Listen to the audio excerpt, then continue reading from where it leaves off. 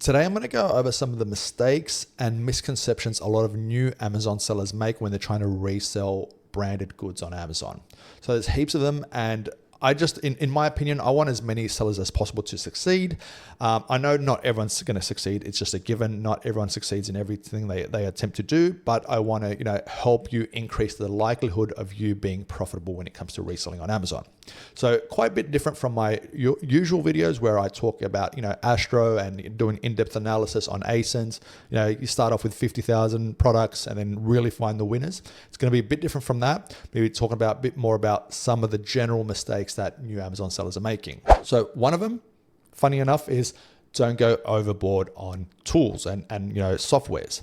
In my opinion, you only need maybe one or two softwares for analysis, for analyzing ASINs to see if they're winners. Then you probably need a tool that calculates how profitable you are, like an accounting type of tool. I like to use Sellerboard. I think it's very convenient.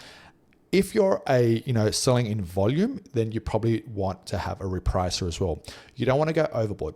It's basically three tools. So for example, if you use Astro, which is also a scanner and a product analysis tool where it tells you if you're profitable or not, that's enough. Otherwise, you can use, for example, Keeper and RevSeller or any other of these other types of tools to calculate your profit. You don't need to go overboard even with analysis. Keep is really good, especially when you want to go on the back end and see, you want to filter to find 10,000 products that meet a certain criteria. Keep is real good for that type of stuff, but it doesn't tell you if you're profitable or not. So you need other tools. I'd say don't go overboard. Either Keeper and like a RevSeller or Astro on its own can kind of help you work with analysis. Then when we want to move over to profit calculating to make sure that you're profitable on the products that you actually sell, in my opinion, Sellerboard's good enough. It's cheap and it does the job. You can also use it for accounting purposes, so you can actually understand where your profit lies, your expenses, and all those types of things. If you're selling more than 10 ASINs, my opinion is you definitely need to get a repricer. There are heaps of them out there. Be Cool, Go Aura. If you're selling at a high level, if you're making, if you have like 50 SKUs and you're making maybe more than $50,000 a month, you definitely want to get SellerSnap. In my opinion, this is just my opinion. I think it's a great tool. But even if you're not selling that much, they have a cheaper price for people making under 30,000, if I remember correctly. So it's a lot cheaper. It's more in line with the other tools. And then the price, obviously, it's one of the expensive reprices, so it gets quite expensive, especially if you're doing volume. So in my opinion, I don't think you should be going overboard on the software. You basically need three types of tools. That is an analysis tool, a profit tracking tool, so make sure that you're profitable, and if you're selling more than 10 SKUs, get a repricer. If you're selling a lot more than 10 SKUs, get the best repricer, which in my opinion is SellerSnap. Now, the tools that I don't like, and I'll tell you why I don't like them.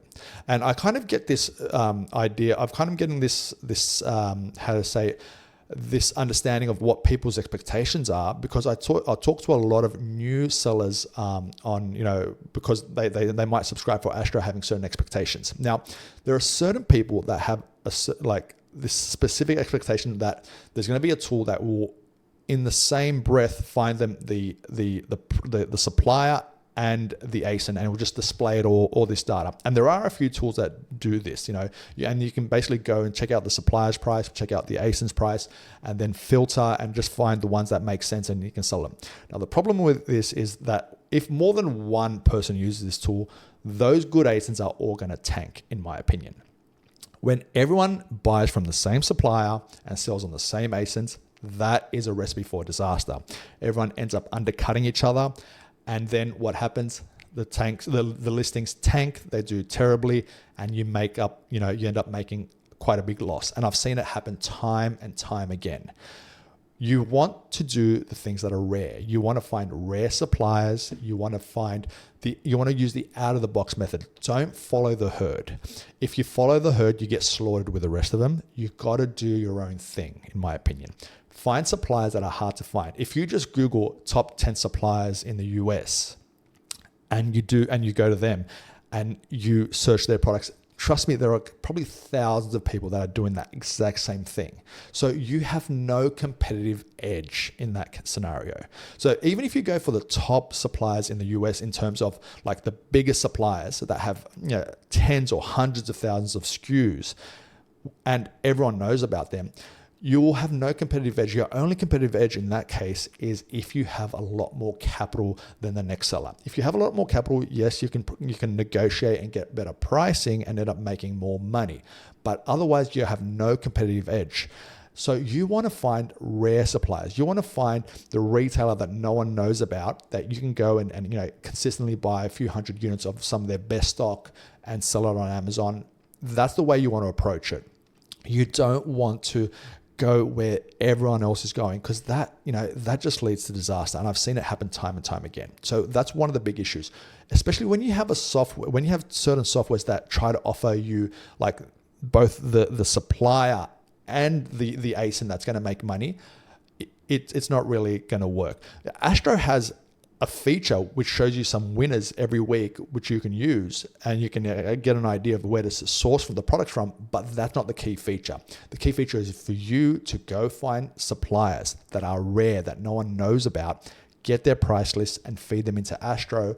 And if, you know, whether there are 50,000 products, within a few minutes, you find the ones that you're ready to buy and actually go ahead and make a purchase order. So you want to do things that are different from you know, everyone else. You don't want to do the exact same thing. The next thing I want to talk about is being gated and, you know, trying to get ungated, especially as a new Amazon seller. So just to put some things into perspective so you fully understand what's going on. So let's say you have a brand new Amazon seller, and then you have a very experienced Amazon seller with, you know, 7-8 figure type of seller. And these two sellers are both looking at the exact 10,000 ASINs, the same 10,000 ASINs, right? The inexperienced seller, the new seller, might be gated on 85% of those ASINs. It's just the reality of selling on Amazon. You're gated. You're not approved to sell these products because your account has no metrics. It has no account health. It has no history. Whereas the old experienced OG seller can probably sell, you know, like 60, 70% of those products. So, you know, they're all ungated for that person. It's just the reality of selling on Amazon. The more you sell, the more products open up. Now, of course, you can get an invoice and you can try to ungate the ASIN, but the invoice doesn't always work. So a lot of times you might be spending money on products and then you have nothing to do with these products because you can't actually physically sell them on Amazon and you have to find other places to sell them on. So it's one of the tough parts, you know, being a new seller. Now, in my opinion, what you need to focus on is trying to get some sales. Now, how do you get sales?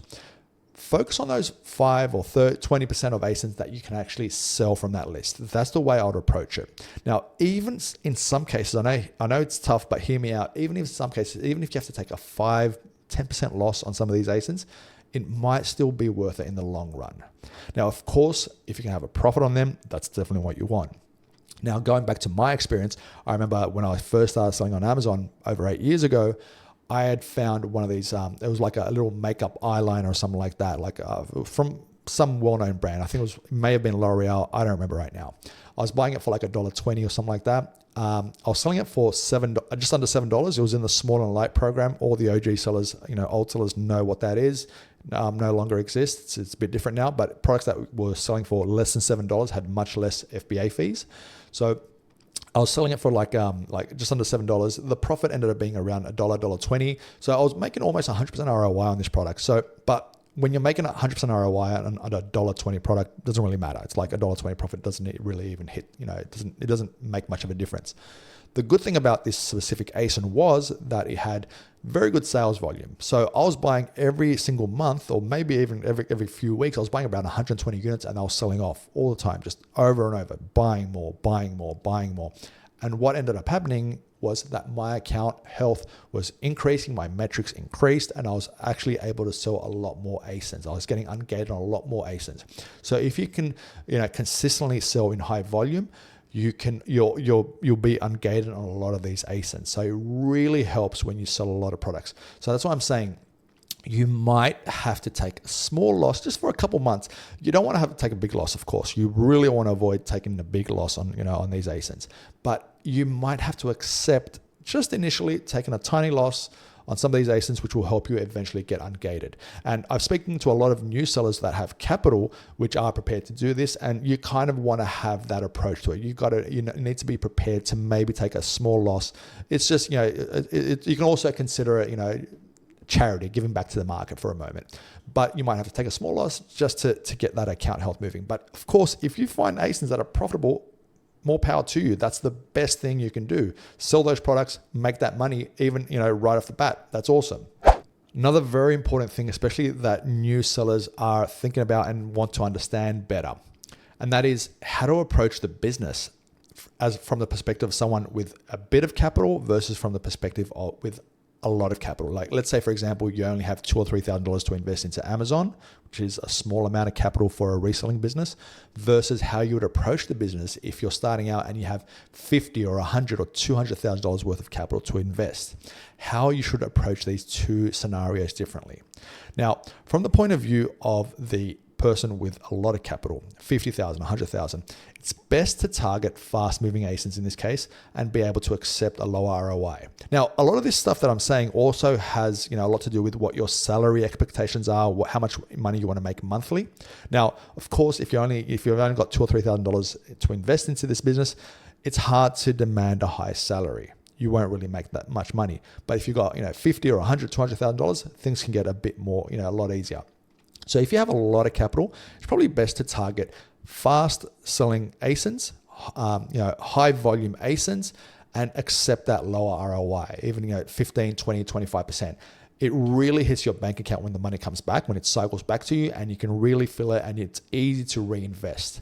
And that helps you have more turns per year, or I like to call them cycles, more cycles per year. If you can sell products, if you buy 1 month worth of products or 40 days worth of products, and they sell off real fast, sell off even faster than those 30 days or 40 days, then that money cycles back to you, and you can go ahead and reinvest into goods, and you can just keep scaling that way. So it's a real viable method to go for those low ROI products. And not, of course, if you find a high ROI product, you're going to sell it as well, no doubt about that. But high volume is probably the way to go if you have a lot more capital. Now, if you just have a bit of capital, if you only have $2,000 or $3,000 to invest, and that's all you got, what I'll do in this scenario is, if you find some ASINs that have high ROI and high sales volume, perfect, go ahead and sell them. But I would probably go for even some of the slower sellers. Some of the ASINs that sell only 12 or 24 units per month, but have high ROIs. Something that makes more than 70, 80, 90% ROI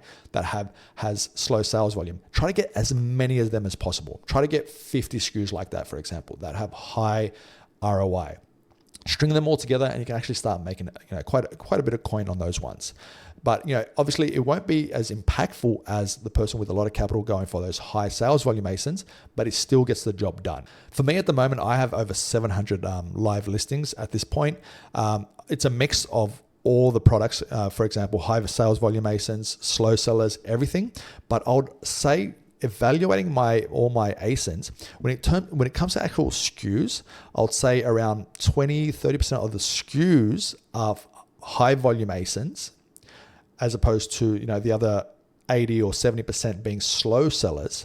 But when it comes to the impact on my revenue, the fast sellers probably make up for around 80% of the revenue that's generated, as opposed to the slow sellers, even though there are so many more slow sellers, if you understand what I mean. So in general, sell it all, sell what makes sense. But if you have more capital, it's kind of smarter to go for those high volume ASINs, as opposed to, if you don't have that much capital, going for the slow sellers that make higher ROI.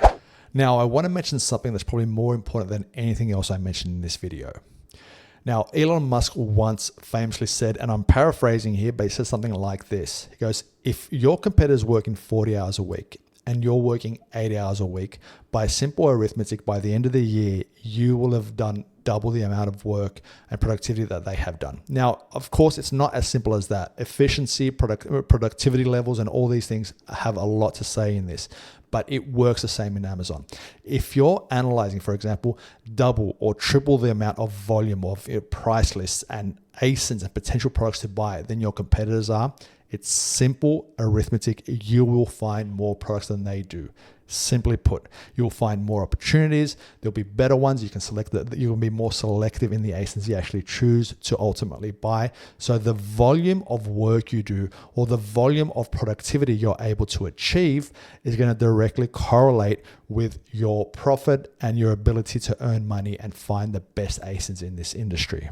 Now, again, I know I'm going to mention it, but that's why I built Astro, because you can analyze massive price lists in a very small amount of time. So potentially you could be analyzing 3, 4, 5, maybe even 10 lists, massive lists per day with the tool. So that's why I built it, because it increases your productivity level, simply put. But even if you're not using Astro, even if whatever other industry you're in, the volume of work, the volume of opportunities is going to directly correlate with your earning potential. If you're in, for example, a sales agent, a real estate agent, the more times you call people is going to increase the amount of opportunities and leads you're going to get.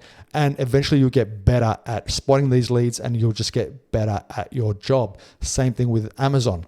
The more ASINs you analyze, the better you become at actually finding the winners and the more opportunity that comes out of this. If you're a new seller struggling with anything, leave it in the comment section below. Let me know what it is. Maybe I can do a video about it in the future.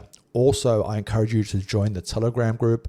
A lot of discussions going on about how we can make money on Amazon, how we can be profitable. There are a lot of new and inexperienced sellers there, but there are also some super experienced sellers, some guys making $10 and even $30 million a year in that group. So come and join, get advice from some of the high-end sellers, from me. We can all talk about these things. And if you want, we can also get access to Astro, try it out and see how it can streamline your business and you can improve your workflow so you can find the real gems to sell on Amazon. Anyway, I hope you got value out of this video. If you did, please like and subscribe, and I'll catch you in the next one. Bye-bye.